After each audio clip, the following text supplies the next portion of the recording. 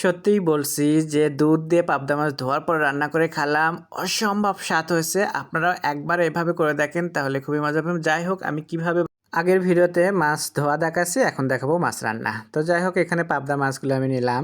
তো পাবদা মাছ নিছি, সাথে এখন চলে যাচ্ছি চুলোতে রান্না করে দেখাবো। তো একটা প্যান নিয়ে নিলাম আর এখানে দিয়ে দিলাম রান্নার জন্য তেল, দিয়ে দিচ্ছি পেঁয়াজ কুচি, সাথে হলো থাকতেছে কাঁচামরিচ। তো আজকে হলো কাঁচামরিচের রান্না হবে, একটু গুঁড়ো মরিচও দেবো কালারটাকে সুন্দর রাখার জন্য করে। তো যাই হোক পেঁয়াজটাকে একটু বেশি দিলাম, দিয়ে আমি এখন এটাকে সুন্দরভাবে ভেজে নিচ্ছি পেঁয়াজ কাঁচামরিচটাকে।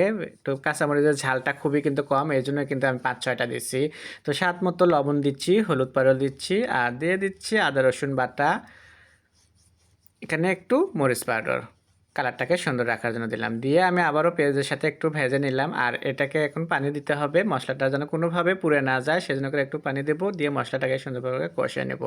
তো আমি ভয়েসটা দিচ্ছি, আমি লাস্টে আপনাদেরকে রান্না করে খাওয়া দাওয়ার পরে আমি ভয়েস দিচ্ছি। তো সত্যই বলবো যে আপনারা একটা বার পাবদা মাছ এরকম দুধ দিয়ে আপনারা ধোলাই করে তারপরে রান্না করে দেখুন, একদম হালকা মশলা দিয়ে, বেশি মশলা দেবেন না, দেখবেন যে অসাধারণ অসাধারণ একদম স্বাদ এসে যাবে আপনার। এটা দিয়ে আপনারা একদম পেট ভর্তি করে ভাত খেতে পারবেন।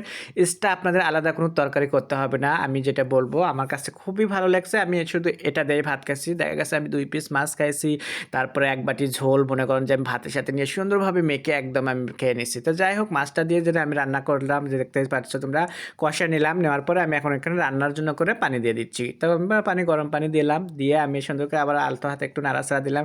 পাবদা মাছ মানে তো আপনারা জানেন যে বেশি নাড়াচাড়া করলে হয়তো একটু ভেঙে যেতে পারে, একটু ইয়ে থাকে সেজন্য করে। তো এখন আমি পানি দেওয়ার পরে ঢাকনা দিলাম, ঢাকনা দিয়ে আমি কিছুক্ষণ রান্না করে নিলাম, আর মাঝপথে আমি একটু ঢাকনাটা তুলে এরকম করে একটু নাড়াচাড়া দিয়ে নিচ্ছি সুন্দর করে। তো পাবদা মাছের মশলা কষাতে যতটুকু আর কারণ রান্না করতে তেমন একটা সময় লাগে না। তো রান্নার কিছুক্ষণ আগে দিয়ে দিতে হবে এরকম এরকম টমেটো কুচি একটু আর ধনের পাতা দিতে হবে, দিয়ে সুন্দর করে আবারও জাস্ট 2 মিনিট একটু আপনারা ঢাকনা দেবেন।